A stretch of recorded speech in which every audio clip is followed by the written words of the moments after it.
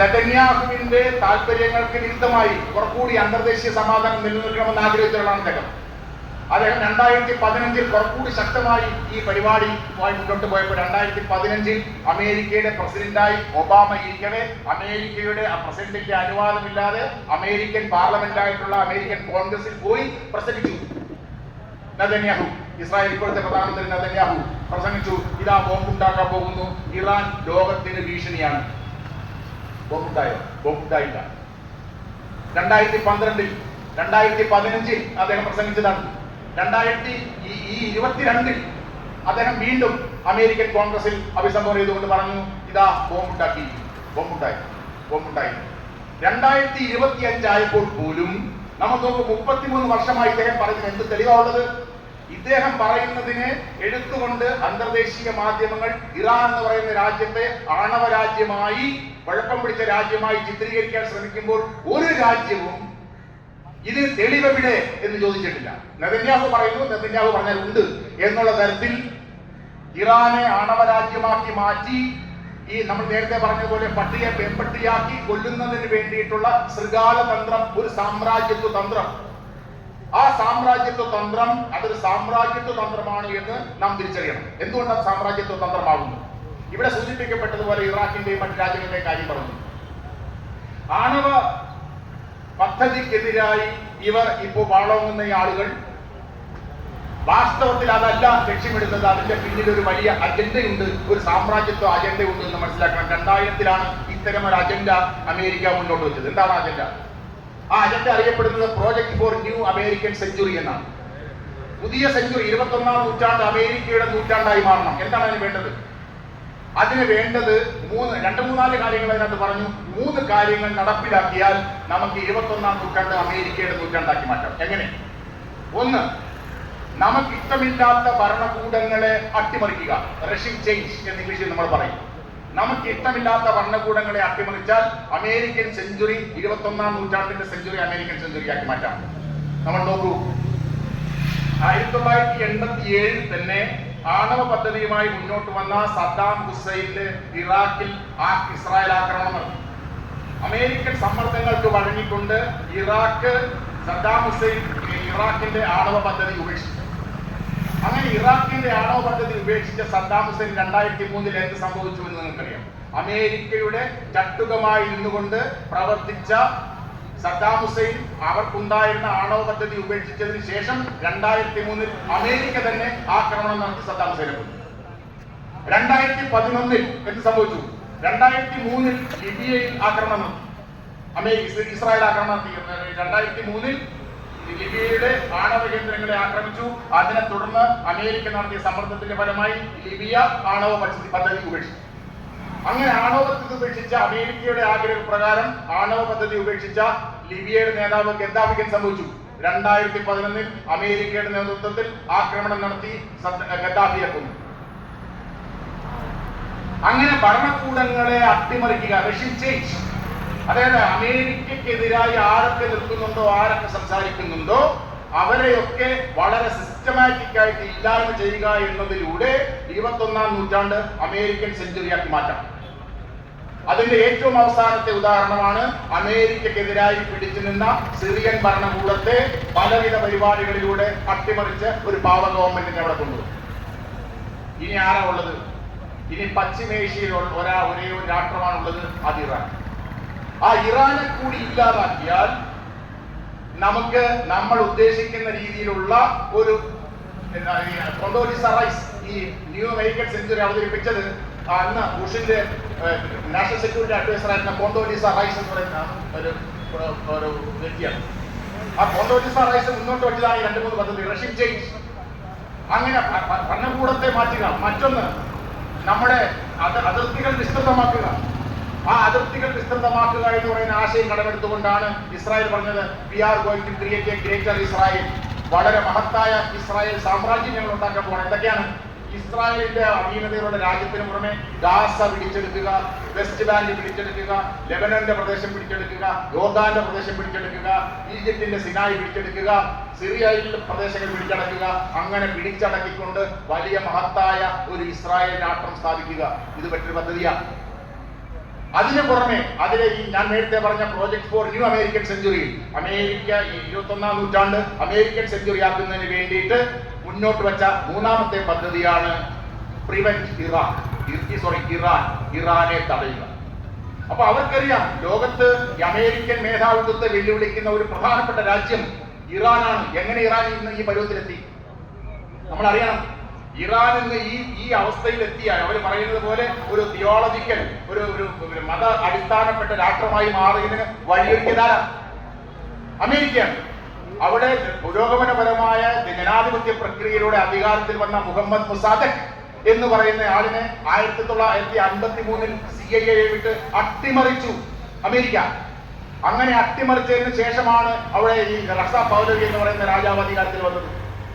അങ്ങനെയാണ് രാജ്യം അരാജകത്വത്തിലേക്ക് പോയതും. ആ അരാജകത്വത്തിനെതിരായി ഈ ആയത്തുള്ള അലി ഖമനയുടെ നേതൃത്വത്തിൽ സമരം നടത്തി അവർ അധികാരത്തിൽ വന്നു എന്ന് പറഞ്ഞതിന്റെ അർത്ഥം ഇന്ന് കാണുന്ന അവസ്ഥയ്ക്ക് ഉത്തരവാദി അമേരിക്കയാണ് എന്ന് നാം തിരിച്ചറിയണം.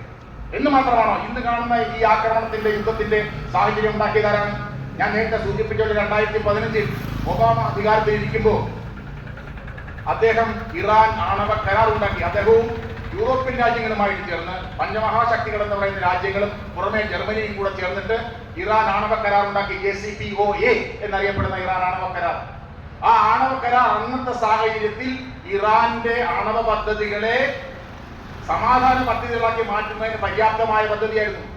അത് അങ്ങനെ പര്യാപ്തമാണ് എന്നുള്ളത് കൊണ്ടാണ് 2018, 2017 ട്രംപ് അധികാരത്തിൽ വന്നപ്പോൾ പറഞ്ഞു, ഞാൻ ഈ ആണവ കരാർ അംഗീകരിക്കുന്നില്ല, ഞാൻ പിന്മാറും. അങ്ങനെ പിന്മാറുമെന്ന് ഡൊണാൾഡ് ട്രംപിന്റെ 1ാം ഭരണകാലത്ത് പറഞ്ഞപ്പോൾ അതിനെ തടയാൻ ഇന്ന് നിൽക്കുന്ന യൂറോപ്യൻ ശക്തികളെല്ലാം ഒരേ സ്വരത്തിൽ പറഞ്ഞു, നിങ്ങൾ അതിനകത്തുനിന്ന് പിന്മാറരുത്, ഇന്ന് നമുക്ക് ലഭ്യമായിട്ടുള്ള ഏറ്റവും നല്ല കരാറാണിത് എന്ന് പറഞ്ഞു. ബഹുമാനിച്ചില്ല യൂറോപ്യൻ രാജ്യങ്ങളിലെ ഡൊണാൾഡ് ട്രംപ് പിന്മാറി. ഞാൻ പറഞ്ഞു വരുന്നത് 2015 പരിഹരിക്കപ്പെട്ട, ഭാഗികമായെങ്കിലും പരിഹരിക്കപ്പെട്ട ഒരു പ്രശ്നത്തെ ഇന്ന് കാണുന്ന അവസ്ഥയിലേക്ക് കൊണ്ടുവന്നത് ട്രംപാണ്. ഇന്ന് കാണുന്ന ഈ ആക്രമണത്തിന് കാരണവും ഇപ്പോ ട്രംപ് ഉണ്ടാക്കിയിട്ടുണ്ട്. അതെന്താണ്?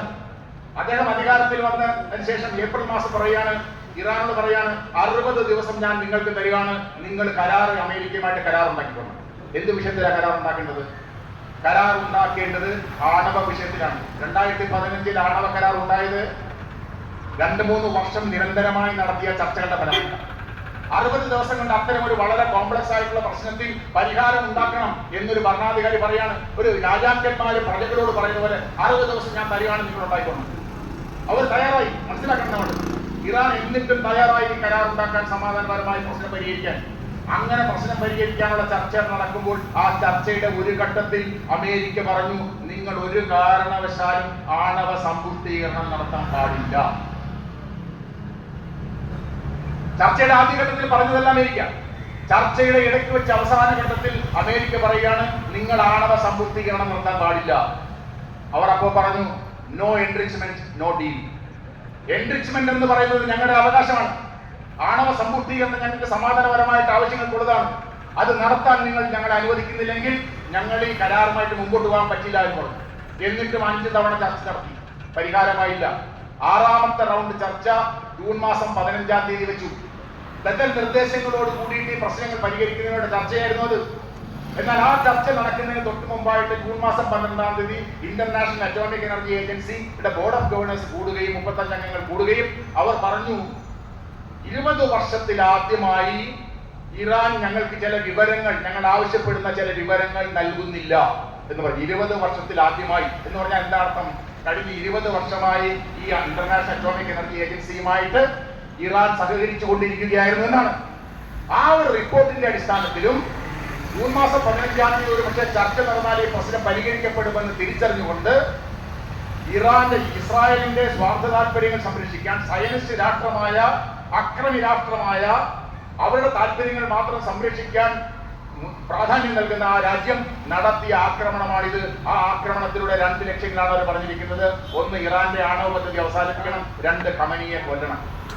ഭരണകൂടത്തെ മാറ്റണം. സാധ്യമാണോ? ഞാൻ എന്റെ സമയം അവസാനിക്കുകയാണ്, അതുകൊണ്ട് ഞാൻ വൈൻഡപ്പ് ചെയ്യുമ്പോൾ ഞാൻ പറഞ്ഞു നിർത്താൻ പോകുന്ന കാര്യങ്ങളാണ്. ഈ ആക്രമണത്തിന്റെ ഫലമായി ഇപ്പൊ എന്താ സംഭവിച്ചത്? ഈ ഈ ആക്രമണത്തിന്റെ ഫലമായി ഇറാനിലുള്ള ആളുകൾ ചിന്തിക്കുന്ന ഒന്നാമത്തെ കാര്യം, ഒന്ന്, ഇറാൻ എത്രയും വേഗം ആണവായുധം ഉണ്ടാക്കും. കാരണം ഇങ്ങനെയുള്ള ഒരു തെമ്മാടി രാഷ്ട്രം നമ്മുടെ ചുറ്റുമുള്ളപ്പോൾ നമുക്ക് ആ രാജ്യത്തെ പ്രതിരോധിക്കാൻ നമ്മുടെ സമാധാനപരമായ ആണവ പദ്ധതി ആയുധവൽക്കരിക്കണം. ഇറാൻ ആണവായുധം ഉണ്ടാക്കണം. എന്തുകൊണ്ട് ആണവായുധം ഉണ്ടാക്കണമെന്ന് അവർ പറയുന്നു. അവർ പറയാണ്, നിങ്ങൾ നോക്കൂ, നോർത്ത് കൊറിയ വളരെ ചെറിയ രാജ്യം, സാമ്പത്തികമായി വളരെ ദുർബലമായ രാജ്യം. ആ രാജ്യത്ത് പോയി ചർച്ച നടത്തുന്നത് ഏതെങ്കിലും അമേരിക്കൻ പ്രസിഡന്റുമാരുടെ പ്രതിനിധികളല്ല, അമേരിക്കൻ പ്രസിഡന്റ് നേരിട്ട് പോയ ചർച്ച നടത്തുന്നത്. ആ രാജ്യത്തെ ആക്രമിക്കാൻ അമേരിക്ക പോലുള്ള രാജ്യം തയ്യാറാവുന്നില്ല. എന്താ കാര്യം? നോർത്ത് കൊറിയയുടെ കയ്യിൽ ആണവായുധമുണ്ട്. അപ്പൊ ആണവായുധം ഒരു രാജ്യത്തിന് ശക്തിയും ബഹുമാനവും നൽകും. അതുകൊണ്ട് ഇറാൻ എത്രയും പെട്ടെന്ന് ആണവായുധം ഉണ്ടാക്കണം. ഇറാൻ മാത്രമല്ല, ഈ ആക്രമണത്തിന്റെ പശ്ചാത്തലത്തിൽ ലോകത്തിലെ പല രാജ്യങ്ങളും, പശ്ചിമേഷ്യയിലെ പല രാജ്യങ്ങളും ആണവായുധം ഉണ്ടാക്കുന്നതിനെ കുറിച്ച് ഗൗരവമായ ചിന്തയിലാണ്. അപ്പോ ഈ ആണവായുധം ഇല്ലാതാക്കാൻ വേണ്ടി ഇസ്രായേൽ നടത്തിയ ആക്രമണം കൊണ്ടുണ്ടാകുന്ന ഫലം എന്താണ്? നമ്മളെല്ലാവരും, ലോകത്തെ മുഴുവൻ ജനങ്ങളും ആണവായുധം ഇല്ലാതാവണം എന്ന് ആഗ്രഹിക്കുന്നവരാണ്.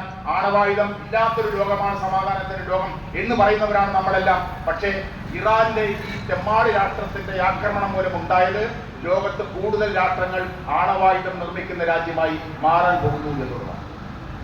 അപ്പൊ അതാണ് നമ്മൾ മനസ്സിലാക്കേണ്ടത്. അങ്ങനെ അത്ര ഭീകരമായി ജനങ്ങളെ, നമുക്കറിയാം, മറ്റൊരു യുദ്ധം 55,000 ജനങ്ങളെ കൊന്നു കഴിഞ്ഞു ഗാസയിൽ. ഇപ്പോൾ തുടർന്നുകൊണ്ടേയിരിക്കുന്നു. 50 പേരെ 100 പേരെ ഭക്ഷണത്തിന് വേണ്ടി നിൽക്കുന്ന ആളുകളെ കൊല്ലുന്ന ഒരു ക്രൂരമായ രാജ്യമായി, നരഹത്യ നടത്തിക്കൊണ്ടിരുന്ന രാജ്യമായി, വംശഹത്യ നടത്തിക്കൊണ്ടിരുന്ന രാജ്യമായി ഇസ്രായേൽ മാറിയിരിക്കുന്നത് നമുക്കറിയാം. യാതൊരുവിധ അന്തർദേശീയ നിയമങ്ങളും യാതൊരുവിധ മനുഷ്യത്വ നിയമങ്ങളും പാലിക്കാത്ത ആ രാജ്യം ലോകത്തിന് തന്നെ അപകടകരമാണ്. അത്തരമൊരു അപകടകരമായ നീക്കമാണ് ഇറാനെതിരെ നടത്തിയിരിക്കുന്നത്. അത് ഗുണത്തെക്കാളുപരി ദോഷമുണ്ടാക്കും, ലോക സമാധാനത്തെ അട്ടിമറിക്കും. അതിനെതിരായി നിൽക്കണമെങ്കിൽ നമ്മളെപ്പോലെയുള്ള പുരോഗമന പ്രസ്ഥാനങ്ങൾ നമ്മുടെ മനസ്സിൽ കൊണ്ടു നടക്കേണ്ട ഒരു ആശയമുണ്ട്. ആ ആശയം എന്ന് പറയുന്നത് സാമ്രാജ്യത്വത്തിനെതിരായ, സാമ്രാജ്യത്വം സഹായിക്കുന്ന സൈനിസം പോലെയുള്ള ആശയങ്ങളെ അതിശക്തമായി കിട്ടുന്ന സന്ദർഭങ്ങളിലെല്ലാം വിമർശിക്കുകയും ചെറുക്കുകയും ചെയ്യണം. അങ്ങനെ ചെറുത്താൽ മാത്രമേ ലോക സമാധാനം നിലനിൽക്കൂ. അതിനുവേണ്ടി പ്രവർത്തിക്കാൻ നമ്മളെല്ലാം മുന്നോട്ട് വരേണ്ട അവസരമാണ് ഇത് എന്ന് പറഞ്ഞുകൊണ്ട് എന്റെ സംഭാഷണത്തിൽ നിന്നു നന്ദി, നമസ്കാരം.